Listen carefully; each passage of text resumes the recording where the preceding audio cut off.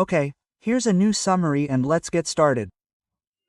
This story begins with a boy named Yui Kasami, who used to work for an assassin organization, but after a while he decided to be a normal boy and live a normal life like any other person his age, so he enrolls in the prestigious Mahama school. When he arrives, he is greeted by Chisuko, the school's principal. She tells him that this is an elite school only for the most powerful and intelligent people, so there are only 5 students and all of them are women, but he will still be able to live the life of an ordinary student.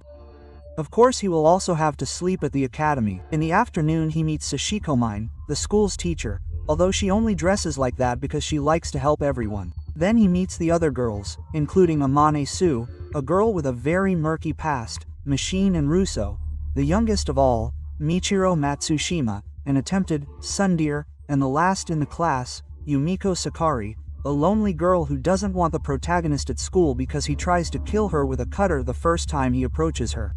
Later, he has other assassination attempts, but since the protagonist manages to touch her, she leaves promising not to forget him. Later, he meets Makina, who is trying to catch a crab. He uses her help and they become good friends. The girl starts calling him brother and he accepts her. In the meantime, Yumiko investigates him and continues trying to cut him. The protagonist talks to the principal about Yumiko's behavior, but she replies that Yumiko was the first student in the school. She has a hard time socializing and trusting others. He asks her how he should deal with that, but she replies that he has to find out, and also tells him that all the girls at school have certain mental and social problems for which they were admitted to that school.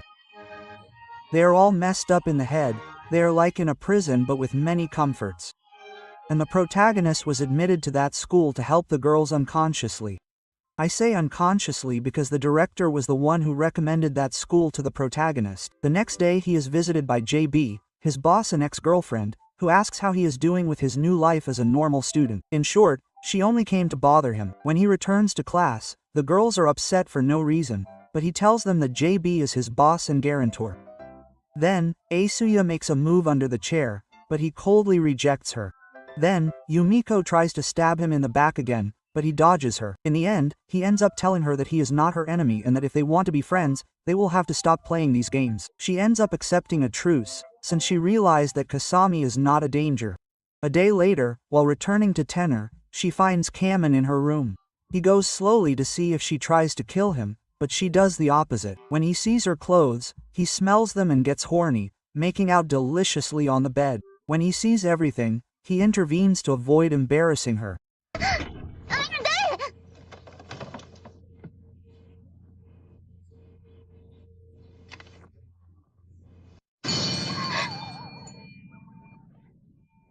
Nothing interesting happens in class until recess, when Kasami discovers my Cairo making strange sounds outdoors.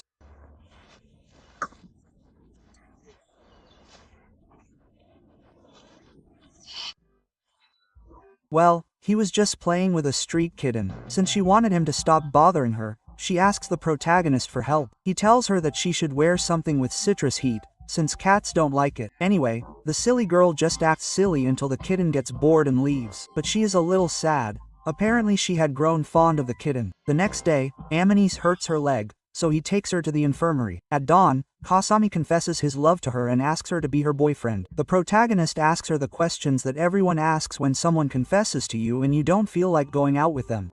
Like, why? Since when did you fall in love? And why did you fall in love with me?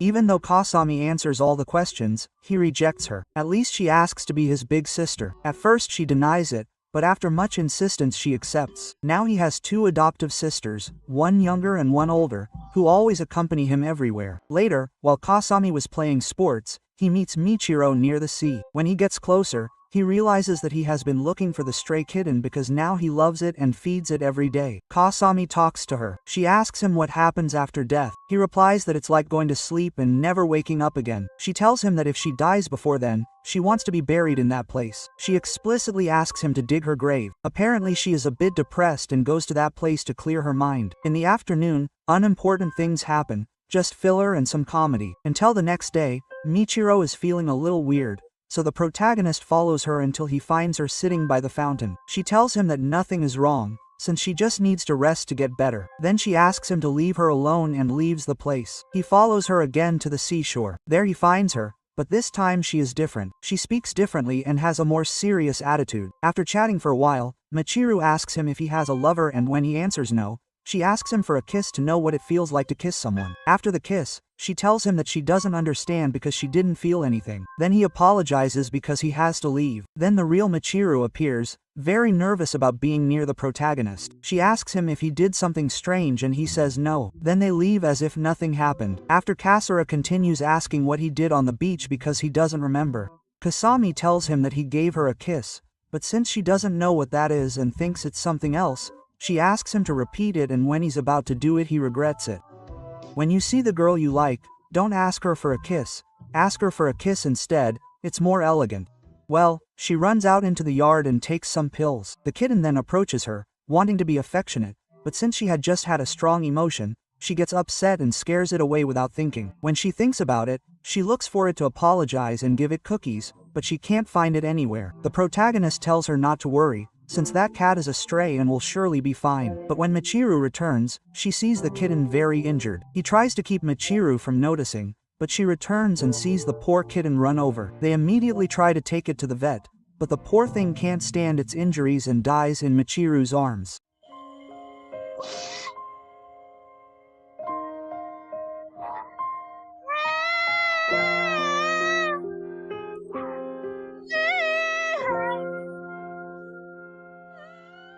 If she was already mentally screwed up, this broke her even more. She became so depressed that she tried to commit suicide. Luckily, the protagonist found her in time and was able to take her to the infirmary. The next day, when she woke up, she was not the same. She had a different personality. The protagonist pressured her to tell him what happened to the real Michiru. She told him that Michiru didn't want to live and delved deep into her mind. Kasami didn't give up and discovered Michiru's diary, where she recounted everything that happened to her and how she could switch personalities with another one and receive a heart transplant. The protagonist insisted that he wanted to talk to the real Michiru, so he gave her medication, and when she appeared, he asked her if she wanted to live and he said that he would help her, risking his life if possible, but she replied that she wanted to die, so he left her and came up with another plan. While she was still locked up, he buried her alive in the same place he asked her to bury her, and when she woke up, she found herself alone in a box, unable to do anything. There she reflects on everything that has happened to her and realizes that she really doesn't want to die and be trapped forever in nothingness. She also remembers how she met her first friend. She met her on the roof of the school when she was trying to commit suicide. She invited him, and from that day on they became best friends and were happy for a while. But one day he invited her to the roof and committed suicide in front of her. You have to be a completely unarmed wretch to do that to your best friend. Anyway, since she suffers from a heart attack,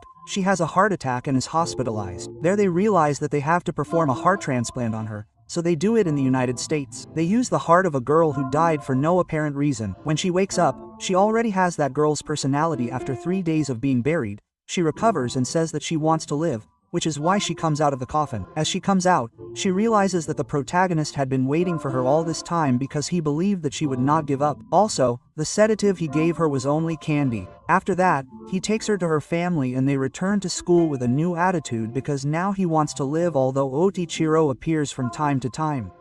Shortly after, the protagonist tries to help Yumiko because she is very distant and sad. He follows her until he reaches a place where he finds her painting, since she likes to paint. After a brief conversation, it starts to rain and they are immediately attacked by 3 men who wanted to beat him up, but he beats them up instead. After escaping from the place, Yamek tells him that she is the daughter of a powerful businessman who is married to his mother. He wanted a son to take over his company, but after getting married, his mother gave birth to her and could not give him any male heir, so his father abandoned them and married another woman. She was left as the illegitimate child and they were repudiated, while her father had another family and a new male heir.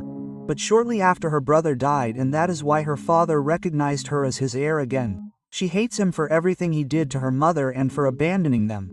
However, her father had her interned in that school to re-educate her so that he could take her place as heir.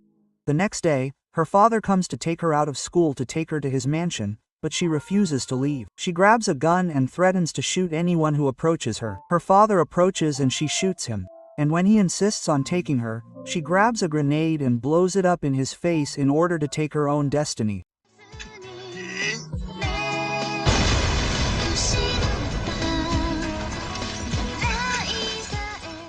Her father is devastated by losing his only heir and apologizes for everything he put her through. However, on the day of her funeral, it is revealed that it was all a plan by Kasami to fake Yumiko's death. Yumiko sees her father mourning at her grave. She thinks that maybe he is not so bad, but now he will have his own life away from business. One thing to note was that they used a real body to fake Yumiko's death, something very shady. Several days have passed and everything has returned to normal at school until the quarterly exams arrive and Michiro claims that she hates exams and wishes they didn't exist. A request that is accepted by Sashi, who can't refuse any order. The first thing she does is place several gas tanks throughout the school and put explosives in the classrooms. If you're wondering how the hell she made a homemade bomb, the answer is easy: she's a genius. Anyway, exam day arrives. The girls enter the classroom looking for her, but she tries to get them out so they don't get hurt. However, they didn't want to leave the classroom without any explanation. When the time limit was reached, Sashi throws herself on the main bomb and asks them to take cover. The good thing is that the bomb didn't explode, because if it had they would have been destroyed. Then the protagonist enters and asks the girls to leave the classroom. When they leave, Sassy tells her that he deactivated all the bombs and that's why they didn't explode.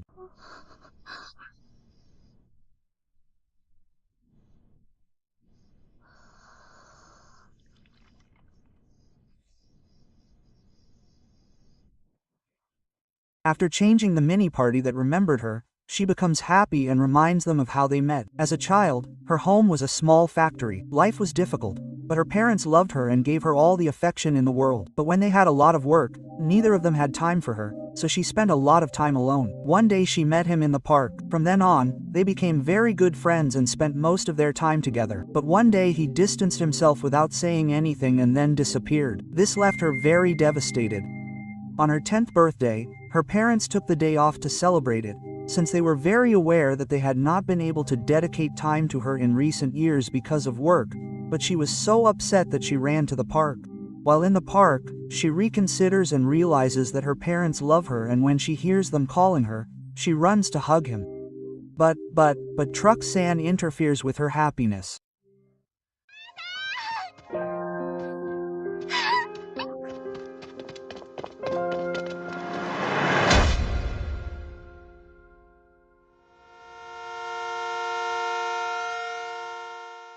Her father dies and her mother is left in a coma. She believes that it was all because of her tantrum and that's why she promised to be a good girl. Now she does everything they ask of her as a form of atonement. The protagonist makes it clear that it wasn't her fault. She thanks him for his company and then the bombs explode so as not to leave any evidence. The next day she visits her mother and promises to visit her more often. A day later, Machine approaches her and asks to be her father. She even offers him 70 million to accept. After seeing what was happening, he accepts and tells all the girls, in addition to calling Gia and telling her what happened. But she tells him to be careful, since Machine is the daughter of a powerful family that manages state funds. Later she asks the principal for information about Machine's family and the reason why he is at that school. She tells him that the father of the Machine was murdered in front of her, and since then she developed aphasia, a disorder in which it is difficult for her to speak. For this reason she was disinherited and put in that school. Anyway, the protagonist decides to take care of her as his daughter. The first thing he teaches her is to run 5 kilometers.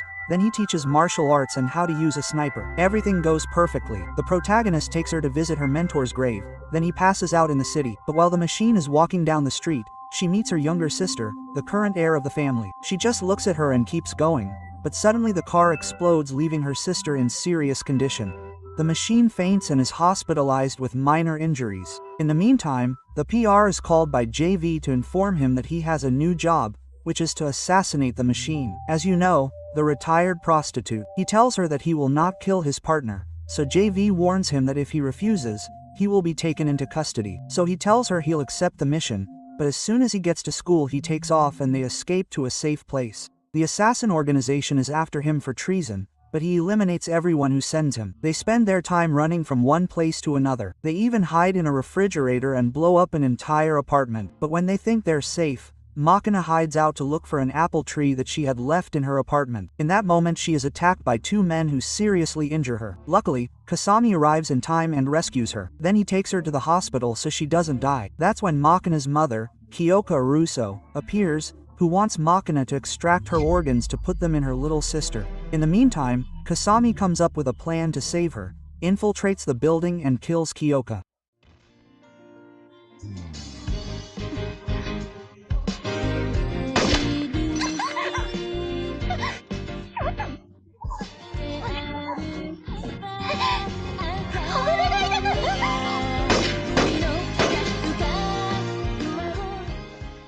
The news reports that a man assassinated the president of Arusu Global and then committed suicide. Of course, how could it be otherwise? Apparently JB got hold of all the documents that incriminate the company Arisu Global, so they reached an agreement in which they will not try to kill him with a machine. In addition, Kami's charges are dissolved.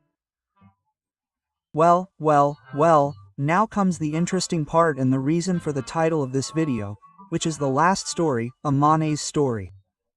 As you know, the protagonist is helping her overcome her problems in some way. This time Amane approaches him and asks for a kiss. She insists so much that the protagonist accepts her as his girlfriend, but sets a couple of rules, which are that she should not cry if he dies or disappears and that if she dies, she has to forget him in less than a year. Damn, what an offer.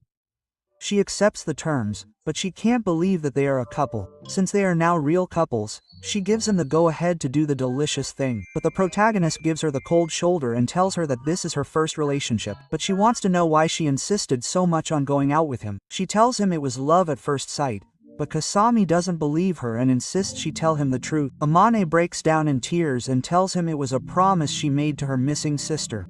Brace yourselves because here comes the most revealing revelation and the reason for the title of this video. 6 years ago, on the way back from the women's basketball team's training camp, the bus carrying 14 people, including her, disappeared. She was the only survivor. She was Kami's sister's teammate. All this time she kept it from him because she couldn't bear to tell him. She then gives him a diary where she recounts everything that happened that tragic day. On August 14th, 6 years ago, the team was returning from training on the school bus. Suddenly, a tire got flat and they fell off a cliff. Amane landed on top of Kuki, leaving them two-shouldered.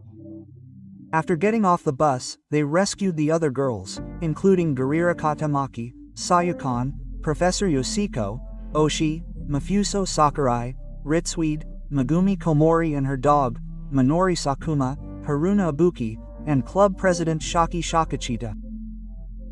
The other two died. It was unnecessary to mention them all, but anyway, the president takes control of the group and suggests staying and waiting for help, while Katsuki and Amane investigate the place, realizing that it is impossible to climb the mountains to reach the street and that the vegetation is very thick, so they are stranded in that place. After returning, they see that there are many wounded people and they have not been treated, so she, with the help of Amane, gives them first aid such as stitching up the wounds and disinfecting them a little. I say a little because they do not have the necessary tools or medicine. Later, the president suggests staying and waiting for 3 days, but Kazuki tells her that they cannot go to the place because they have no water or food. But the president doesn't give a damn and doesn't listen to him. At night, they all group together in pairs to sleep in the tents, spending their first night in the hell that approaches them. On day 2, Amani and Kuki look for edible plants in the forest, while the other girls try to get coverage on their phones, but it's impossible. After a while, a helicopter flies over, so they all make as much noise as possible, although they can't be seen. On day 3, the corpses started to rot, so the teacher took them far into the forest.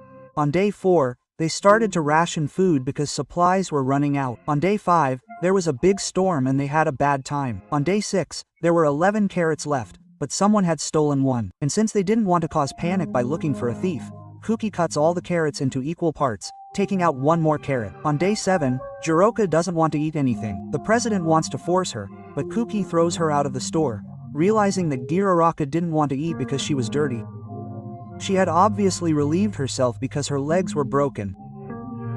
On the 9th, the professor leaves to seek help and takes the few reserves of comedy they had collected. I repeat, I don't know how the hell they waited 9 days to seek help. I would have left on the 2nd day.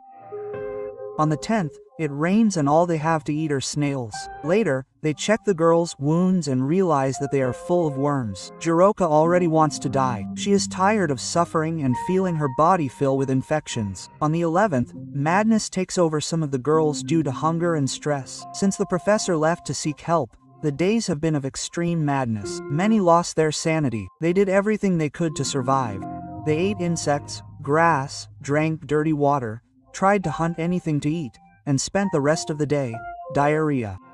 On the 12th, Alione's puppy died. When they were going to bury it, Kazuki suggested eating it, and they all agreed. To disembowel it, they played rock, paper, scissors, with the weakest one having to do it. But she didn't dare because the puppy was watching her.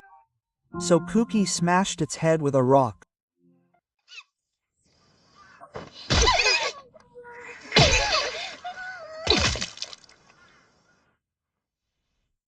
Now there was no face to be sad about. They weren't as full after eating it. That puppy didn't satisfy their hunger. Some felt guilty about what they did, but at least they had 1 or 2 more days to live thanks to the puppy. Here's a serious question for you.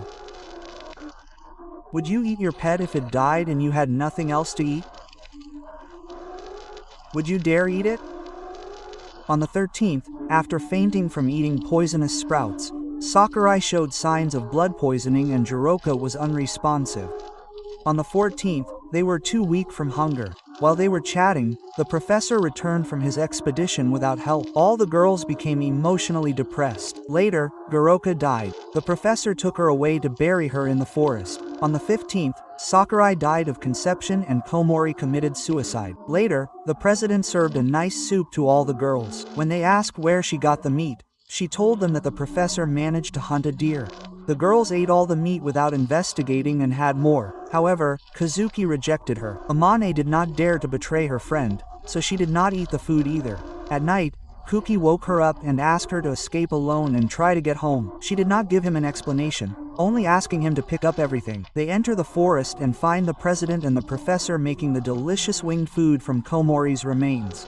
When they discover that she was eaten, the president orders the professor to kill her, so they flee trying to escape. Although on the way Amane wants to warn the others, but Akatsuki tells her that she will not take demons with her, since they all ate human flesh and are aware of it. The other girls also start chasing her when they are about to catch up to her. Kasuki gives her all the food reserves she had and asks her to escape while she buys time. Main, very sadly, escapes so that her friend's death will not be in vain. She spends several days walking until she reaches the street where she finds many cabbages, has a feast and is rescued. When he returned alive from the accident, of course, because she is not going to return dead, the press went after the story of the miraculous survivor. But others began to think that she was the one who ate all the other students, since when they found the accident site, all the remaining girls were dismembered. At school they were rejected, so he began to believe that he had to suffer for having been saved at the expense of the others. He wanted someone to punish her for having survived. That was the real reason why he fell in love with Kumi. He believes that he is the only one who can punish her. But now that they have fallen in love, he thinks that it would no longer be a punishment and asks him to kill her. The protagonist gives her a sape and asks her to live the rest of her life for him. That will be her punishment. She must always take care of him. He will be her king and master. In short, they will get married and she will be like his servant wife, who will not be able to deny her anything. But the protagonist's true intention is to accept her as she is, since telling her to forget it, telling her that it is not her fault, will not work. In time, she will learn to forgive herself. In the end, it is revealed that Kuki may be alive, since she left several clues among them. A note in which she asks them to go to a place in case she escapes and wants to know what happened next. When they arrive at the place, they unearth a box where Kuki says that all the other girls, including the teacher, died from illness after eating the flesh of the other dead girls, since it carried a lethal virus. She escaped from the place and apparently dismembered the bodies to make it look like there were 11 and that they would presume her dead. They also realized that they were only a 3-hour walk from the highway. Of course, if they had known the way. I want to make a video soon about the ridiculousness of this case. There are many possibilities in which they could have been saved. If you want an explanation, leave a like. Returning to the summary, Yumiko Makina, Michiro and the others were kidnapped by the father of the president, Chicha Chakachita. This man demands that Amane surrender in exchange for the girl, since he wants to kill her because he hates that she is the only survivor. When they return, Amane surrenders and enters the school, but the damn old man does not kill her, but wants to desecrate her first. Luckily, the protagonist already had another plan. Since he could not enter for fear that he would kill a student, he uses his rifle and when the old man enters the bathroom, he shoots him through a 10 centimeters hole. Dad.